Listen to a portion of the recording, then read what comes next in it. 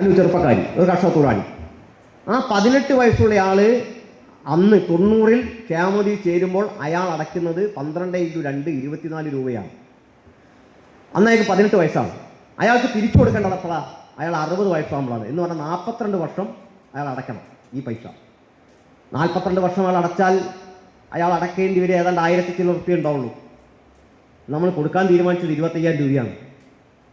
നമ്മുടെ പ്രധാനപ്പെട്ട ഒരു പ്രശ്നം, ഈ ക്ഷേമനിധി ഡിസൈൻ ചെയ്തപ്പോൾ 1990-ൽ ഈ ക്ഷേമനിധി ആസൂത്രണം ചെയ്തപ്പോൾ ഈ തിരിച്ചു കൊടുക്കുന്ന കാര്യം നമ്മൾ വളരെ ഗൗരവത്തോടെ ചിന്തിച്ചിട്ടില്ല. ഒരു പ്രശ്നം. കാരണം 1990 തിരിച്ചു കൊടുക്കണ്ട, 95 കൊടുക്കണ്ട, 2000 കൊടുക്കണ്ട, തിരിച്ചു കൊടുക്കുന്നപ്പോഴാണ് ഇയാൾക്ക് 60 വയസ്സാകുമ്പോഴാണ്. ഇപ്പോൾ നമ്മൾ നേരിടുന്ന പ്രശ്നം എന്താ? ഇപ്പോൾ നമ്മൾ നേരിടുന്ന പ്രശ്നം, നമ്മുടെ കർഷക തൊഴിലാളി ക്ഷേമനിധി എന്നുള്ള വരുമാനം ഒരു വർഷം 29 കോടി രൂപയാണ്. ഒരു വർഷം. നമുക്ക്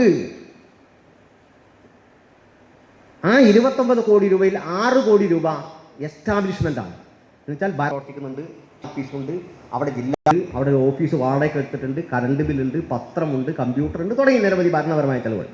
അതിനുവേണ്ടി നമുക്കൊരു മാസം, ഒരു വർഷം 3 കോടി രൂപ, 6 കോടി രൂപ, 29 കോടി വരുമാനം, 6 കോടി രൂപ ചിലവ്. ബാക്കി എത്ര ഉണ്ടാവും?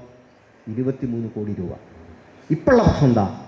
ഇപ്പോഴുള്ള പ്രശ്നം ഒരു വർഷം 30,000 അംഗങ്ങൾ റിട്ടയർ ചെയ്യുന്നു എന്നതാണ്. 30,000 അംഗങ്ങൾ റിട്ടയർ ചെയ്യുന്നു. ഈ റിട്ടയർമെൻ്റ് ആനുകൂല്യം ഉൾപ്പെടെ കൊടുക്കാൻ നമുക്കൊരു വർഷം എത്ര വേണം? 70 കോടി രൂപ വേണം. നമ്മുടെ കയ്യിലുള്ളത് എത്രയാ? 23 കോടി രൂപയാണ്. നമുക്ക് വേണ്ടത് എത്രയാ? 70 കോടി രൂപയാണ്. 47 കോടി രൂപ ഓരോ വർഷവും നമുക്ക് പുറമേ നിന്ന് കണ്ടെത്തേണ്ടി വരികയാണ്.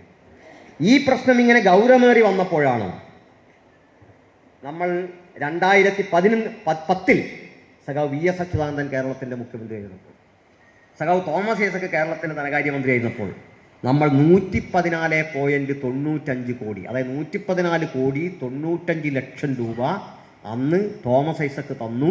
നമ്മൾ 2010 വരെയുള്ള മുഴുവൻ ആനുകൂല്യവും കൊടുത്തു തീർത്തു.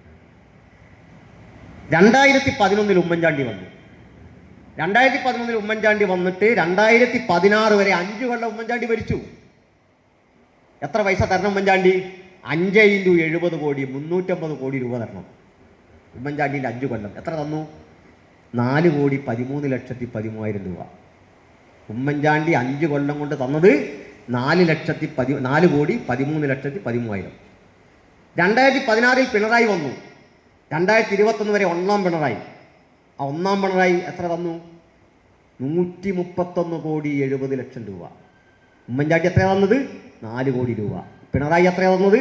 131 കോടി 70 ലക്ഷം രൂപ. 2021 മുതൽ 2026 വരെ രണ്ടാം പിണറായി സർക്കാർ എത്ര തന്നു? 130 കോടി തന്നു. 1ഉം 2ഉം പിണറായി സർക്കാർ ആകെ എത്ര തന്നു? 261 കോടി 70 ലക്ഷം രൂപ തന്നു. 261 കോടി 70 ലക്ഷം രൂപ. ഈ 10 വർഷം കൊണ്ട് 5,70,214 അപേക്ഷകളുടെ ക്ലെയിം കൊടുത്തു തീർത്തു. 5,70,214